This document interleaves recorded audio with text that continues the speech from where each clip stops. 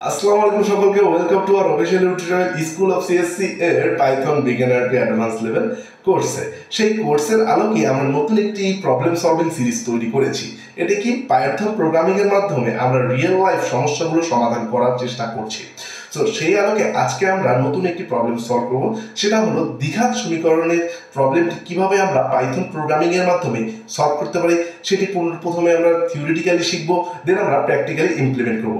এই প্রবলেমটি আপনাদের job preparation অর্থাৎ বিভিন্ন রকম ব্যাংক, বিমা, শিক্ষক নিয়োগ, এনটিআরসি এগুলোতে এসে থাকে। সাথে যারা বিএসসি করতেছেন, ডিপ্লোমা করতেছেন এবং ইন্টারে আছেন তাদের জন্য এই প্রবলেমটি অনেক ইম্পর্টেন্ট। সো এই সলভিংটা দেখার জন্য আমরা চলে যাচ্ছি আমরা আমাদের কম্পিউটার স্ক্রিনে। আমরা এখন শিখব দ্বিঘাত সমীকরণ কিভাবে সলভ করে পাইথন প্রোগ্রাম করা যায়। সো প্রথমত আমাদেরকে জানতে হবে দ্বিঘাত সমীকরণ জিনিসটা কি। সো দ্বিঘাত সমীকরণকে আমরা বলি ইংলিশে কোয়াড্রেটিক ইকুয়েশন। সো বাংলায় এটার অর্থ হলো যে সমীকরণের অজ্ঞাত রাশির সর্বোচ্চ ঘাত দুইটি তাকে আমরা দ্বিঘাত সমীকরণ বলি। অর্থাৎ সর্বোচ্চ ঘাত কয়টি হবে? দুইটি হবে।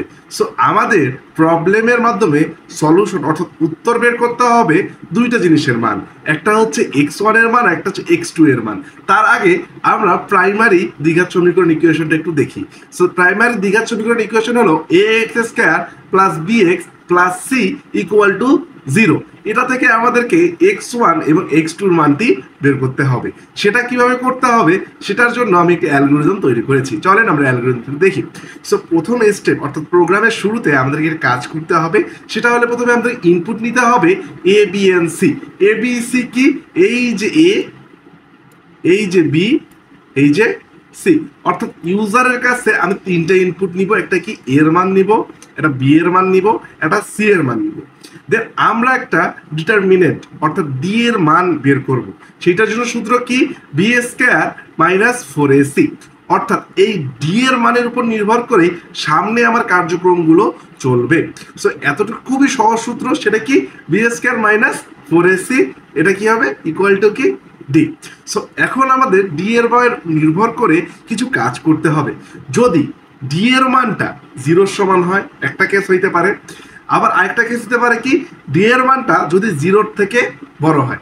আরেকটা কেস হইতে পারে ডি এর মানটা 0 থেকে ছোট অর্থাৎ নেগেটিভ। সো এখন আমরা প্রথম কেস থেকে আলোচনা করি। যদি ডি এর মান 0 সমান হয় তাহলে আমাদের x1 অর্থাৎ x1 এবং x2 যে মান বের করব দুইটার মানই হবে সমান।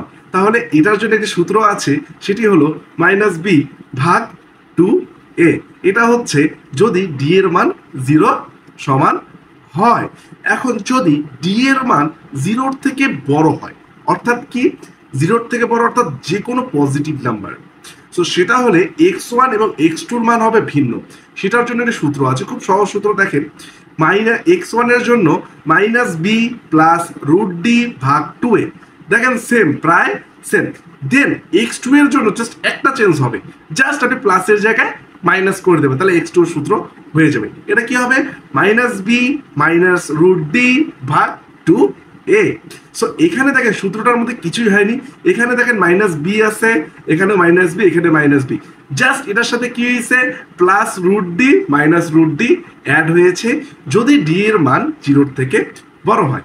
এখন আরেকটা কেস আছে যে যদি ডি এর মান 0 থেকে ছোট হয় অর্থাৎ নেগেটিভ মান হয়, তাহলে অবশ্যই যে x1 x2 মানটা আসবে এটা একটি ইমাজিনারি মান আসবে, সেটি আমি বলে দিয়েছি। দেন আমাদের প্রোগ্রামটা শেষ হয়ে যাবে। সো আই থিঙ্ক আপনার অ্যালগরিদমটা খুব সহজে বুঝতে পেরেছেন।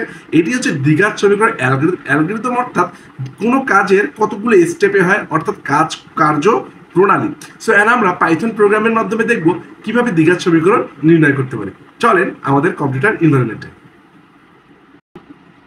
আমরা আমাদের কোডিং এনভায়রনমেন্টে চলে এসেছি, অর্থাৎ আমরা পাইচার্মে চলে এসেছি। সো আপনারা আমাদের কোডিং এনভায়রনমেন্টটা দেখতে পাচ্ছেন এবং পাশাপাশি আমি অ্যালগরিদমটা রেখেছি অর্থাৎ কাজ করার স্টেপগুলো। সো এটি দেখে দেখে আমরা এখানে কোডিং করার চেষ্টা করব। তো চলেন, আমাদের প্রথমে অ্যালগরিদমে বলা হয়েছে যে স্টেপ 1 ইনপুট নিতে হবে এ বি ও সি এর মান। ওকে, সো চলেন আমরা একটু ইনপুটটা নিয়ে নিই। সো প্রথমে নিয়ে নিই এ ইকুয়াল টু ইনপুট, আমরা দশমিক সংখ্যা নেই।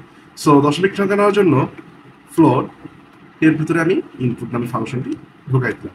অর্থাৎ ইনপুট ফাংশনটি যে কোনো কিছু স্ট্রিং রিসিভ করবে, রিসিভ করে সেটাকে দশমিক সংখ্যায় রূপান্তর করে এর ভিতরে স্টোর করে দিবে। দেন আমি বি এর জন্য একটু তৈরি করে ফেলি।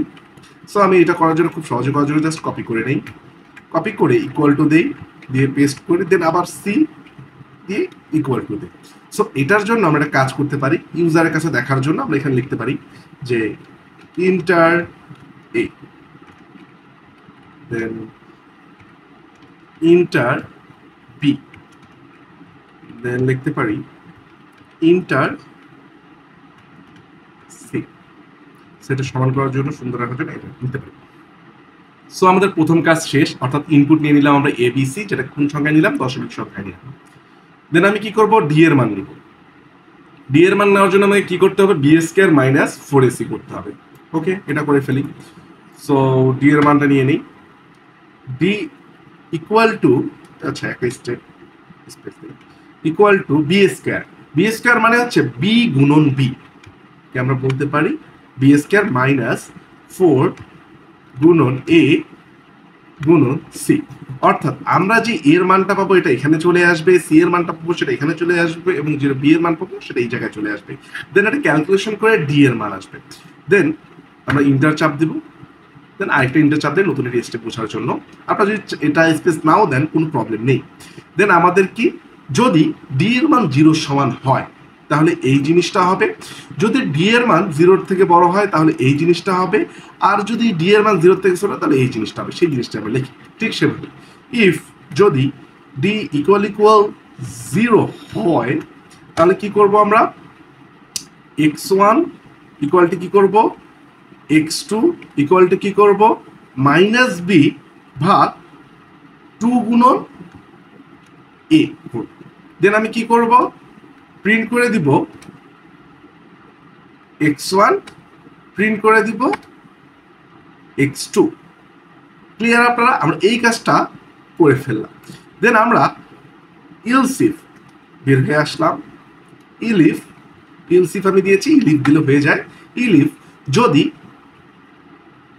ডি এর মান 0 থেকে বড় হয় তাহলে আমরা কি করব, ডি এর মান 0 থেকে যদি বড় হয় তাহলে আমরা কি করবো, আপনাদেরকে বলে রেখেছি x1 ইকুয়াল টু সেম আগের মতো হবে মাইনাস বি, জাস্ট এখানে প্লাস রুট ডি অ্যাড হবে আগের সূত্রের সাথে, প্লাস রুট ডি। আর আপনাদের কথা, আমরা পাইথনের রুট কিভাবে নেব, এটার জন্য একটা ম্যাথ নামে একটা লাইব্রেরি আছে, সেটা আমরা ইম্পোর্ট করে নিব, ইম্পোর্ট ম্যাথ।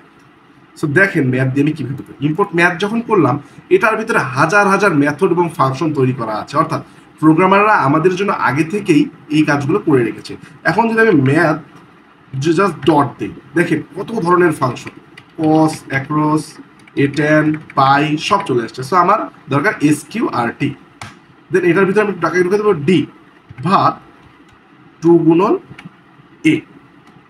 আমি একটা কাজ করি, এই জিনিসটাকে কপি করে নিই, কপি করে কি করব, ইন্টার চাপ দেবো, দেন কন্ট্রোল ভি।